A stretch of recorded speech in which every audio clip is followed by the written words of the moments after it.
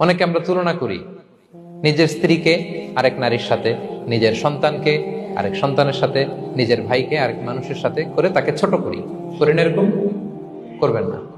অনেকে দেখবেন ছেলে মেয়ে একটু ভালো পড়াশোনা করে নাই, বলে যে কি করলি তুই, ওই দেখ পাশের বাড়ির ওই ছেলে A+ পাইছে, যা তার পা ধোয়া পানি খা। কমন কথা, ওর কি খা? পা ধোয়া পানি খা। এটার একটা ভালো ব্র্যান্ডিং করা যেতে পারে, মানে A+ পাওয়া ছেলেদের পা ধোয়া পানি, এটা এরকম মিনারেল ওয়াটারের বোতলের মতো বিক্রি করলে ভালো ব্যবসা হবে, কি বলেন? এটা হচ্ছে আমাদের মুরব্বীরা, টিপিক্যাল মা বাবারা এটা বলেন, ভুল করেন, ওনারা বুঝেন না, ওনারা বুঝেন না। কখনো কম্পেয়ার করবেন না, এটা করে আপনার ছেলের মনোবল আপনি আগেই ভেঙে দিচ্ছেন, ঠিক কিনা?